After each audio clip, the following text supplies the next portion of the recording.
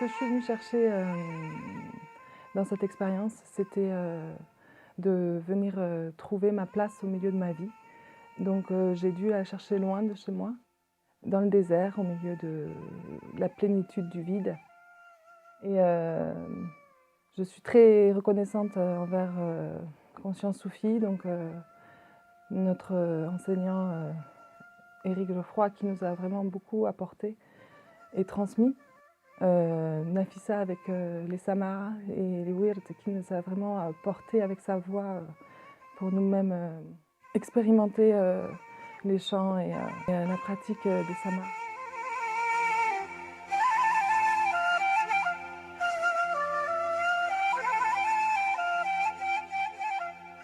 Durant cette retraite, cette soustraction au monde matériel, les chants nous ont accompagnés. Alors le Sama, et c'est toujours très inspirant et c'est des moments de prière en fait.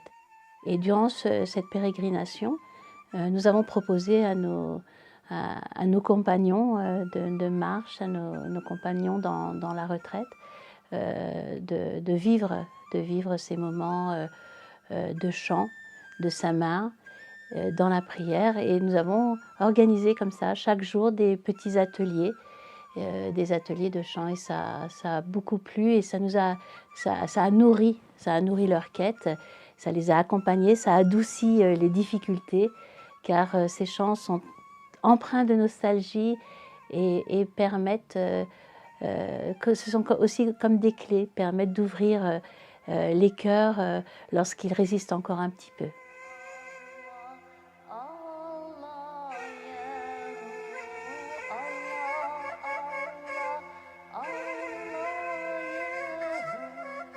C'est le quatrième voyage dans le désert marocain que nous venons d'accomplir. Nous en revenons calcinés un petit peu, hein, le visage encore.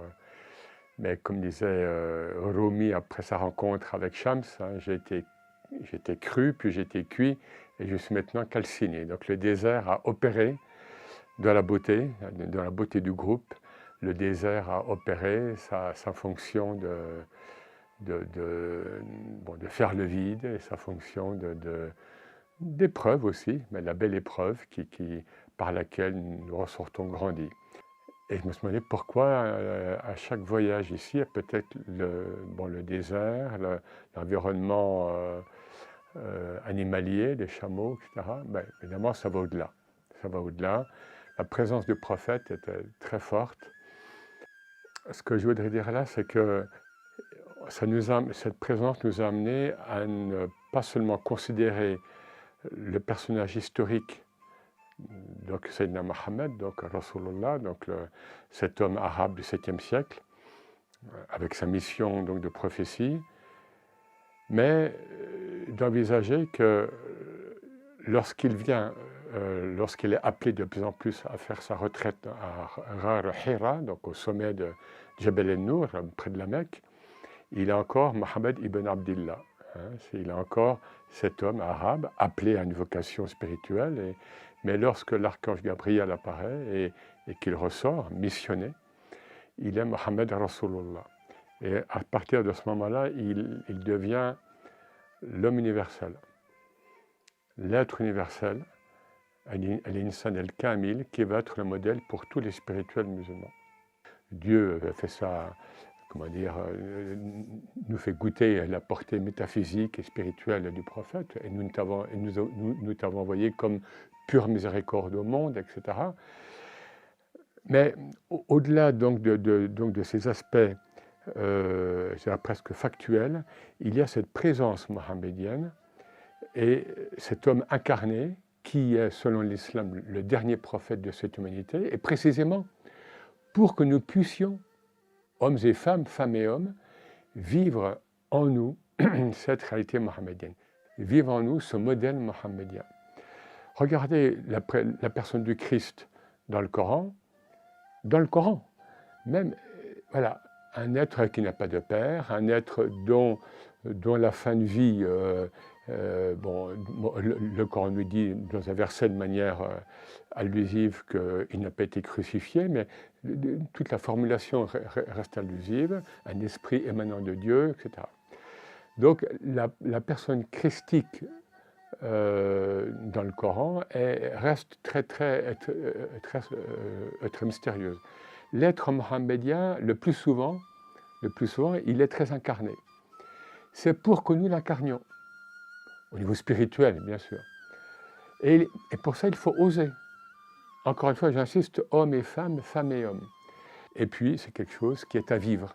Quelque chose qui est à vivre, encore une fois, ici et maintenant, même dans notre hypermodernité, dans des environnements parfois difficiles. Bon, je pense aux grandes métropoles du monde actuellement. Eh bien, la présence mohammedienne, qui est faite de rahma, de miséricorde, de hikma, de sagesse, elle est là. Elle est là avec nous. Et bien sûr, tout ça dans la lumière divine, malgré l'opacité du monde actuel.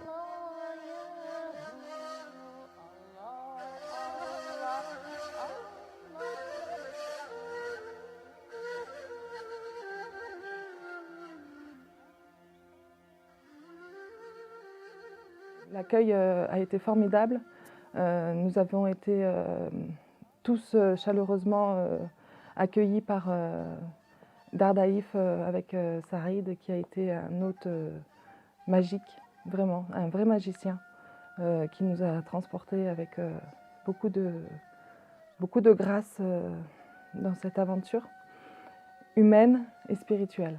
Et concernant le groupe, toutes les personnes ont été vraiment pleines d'humanité et j'ai pu y voir vraiment un puits en chacun de nous où aller chercher l'eau de Dieu, entre guillemets, mais pas si entre guillemets que ça. Chacun avec sa propre particularité, ça sera de l'eau de la sagesse, de l'eau de la bienveillance, de l'eau de la douceur, de l'eau de la miséricorde.